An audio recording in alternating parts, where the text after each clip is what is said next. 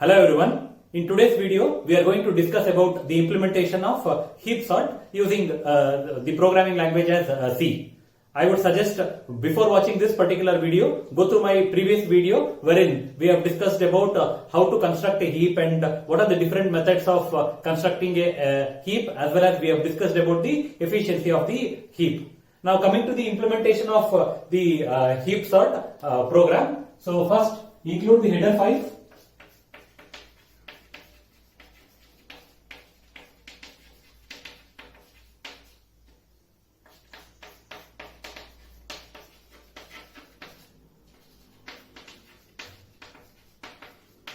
Let me write a macro for the number of elements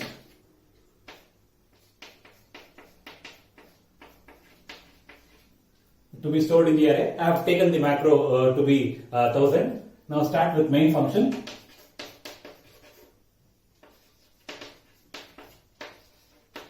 In the main function, let me denote an array A of size max. First thing, read the number of elements, that is the value of n.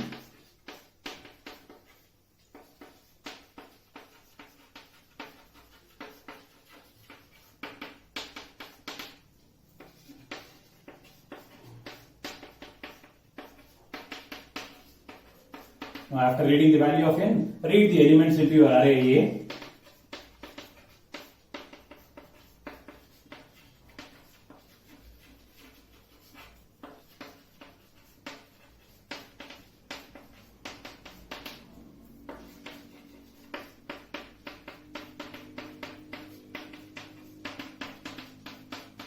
Make sure that you are reading the array elements from indexed from 1, not from 0, because the algorithm that we have discussed in the previous video, I have assumed that the array is being indexed from 1 to n.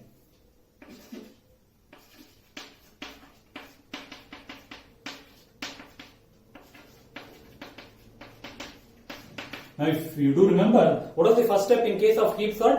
First step was to construct heap. The construction of heap was referred with an algorithm by name heapify. So first is, I'll call the heapify function with the two arguments a and n. Next, I'll call heap sort.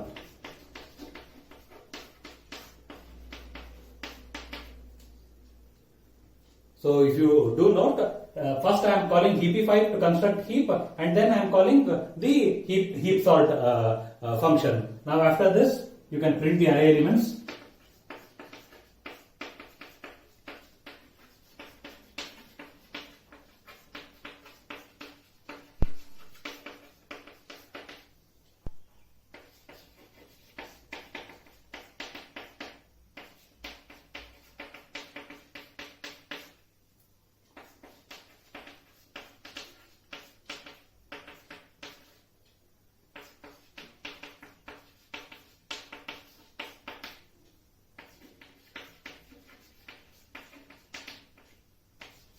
I have printed the array elements and I have terminated the main function with the help of a return function.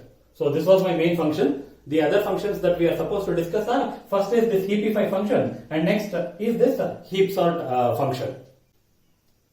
Coming to heap function, if you do remember, in case of main, we have called heapify function, wherein we were not interested in holding the return value of heapify function. Hence, the return type of this heapify function is void. And you might have noted that heapify function was called with two arguments. The first argument was the array and the second argument were the number of elements in the set. So int a of max and int n. Now coming to the variables I, j, k, v and flag. I am using those variables as similar to the algorithm that I have discussed earlier. Now if you remember, the first step in the algorithm was the number of iterations. So the number of iterations are ranging for I is equal to n by 2, I greater than 1, I minus. I greater than, that means from n by 2 up to 1. This is n by 2 greater than or equal to 1. equal to 1, I minus minus. It depends upon the number of the non-leaf nodes, that is the internal nodes. So I is equal to n by 2, I greater than or equal to 1, I minus minus. What are the steps? The steps were k is being initialized to I, v is equal to a of k, and flag was set to 0 initially. Now I used to run a while loop, while not flag and 2 into k less than or equal to n. So if you do remember, this was the condition. First I used to get the index of the left child. Left child index is 2 into k. This was the index of the left child. Now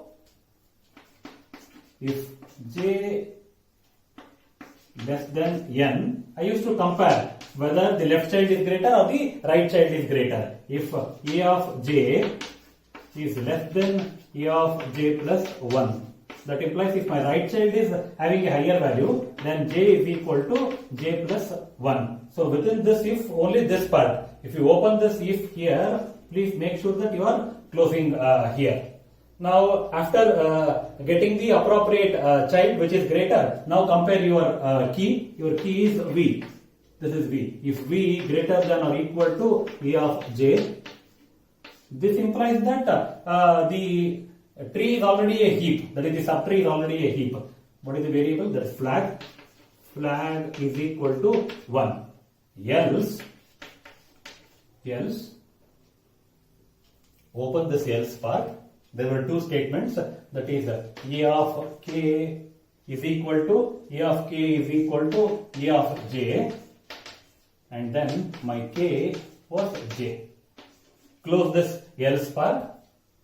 Close this else part that is being opened. Now close the while. After closing a while, before closing this for loop, I should make a of k is equal to v. Close your for loop, close your function. So this was a separate thing. Hope this is clear. This was about the heapify function. Now the other function that we are supposed to write was the function with respect to heap sort.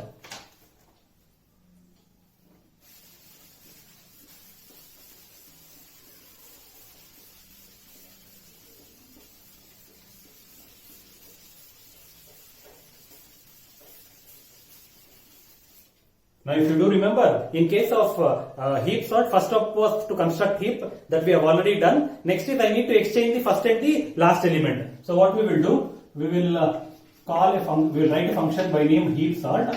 This also had two arguments, int a of max, comma, int n, and the return type as void.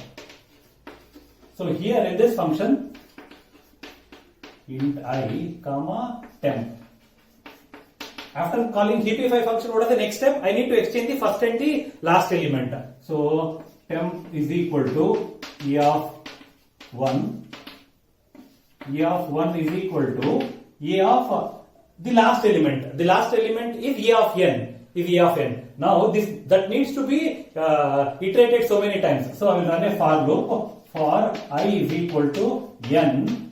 For I is equal to n, I greater than 1, I minus minus.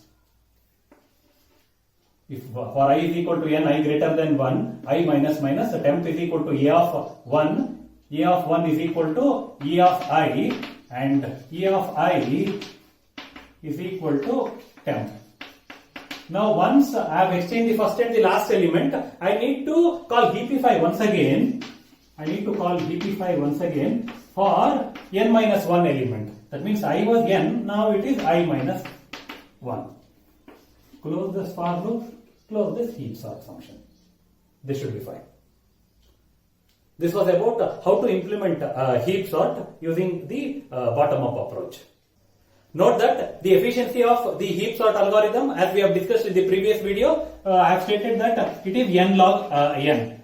If I use a bottom-up approach to construct a heap, then it will take order of n time. if I use a top-down approach, then it is going to take log n time. Now, assuming that we are going for bottom-up approach where it takes order of n time, we have seen that once we construct a heap after exchanging the first and the last element, in order to build a heap for the remaining n minus 1 elements, which gets iterated n minus 1 times, then the efficiency of reconstructing the heap would take n minus 1 into log n time. Hence, we stated that it is n log n time. But if you implement this particular program, you are not going to get that particular value, n log n. Because why? Once I exchange the first and the last element in this for loop, rather than I should actually call the heapify in a top-down approach, not the bottom-up approach. Now, what I am calling here is I am calling the same heapify function, which is going to build a heap for remaining n minus 1 element using bottom-up approach. Hence, if you count the number of comparison that we are going to do in the program will be more than n log n. So, to make it, to get the n log n value, what you are supposed to do is, rather than calling this heapify function once again, you should call some other function. Generally, if you refer some textbook, that function is called as adjust, wherein the first element will be traversed through the tree. It depends upon the height of the tree. Where exactly should be the position of that first element after it gets exchanged with the last element. Please make it sure that if you run this particular program and if you try to count the number of comparisons, you are not going to get n log n value. Hope this is clear. Thank you.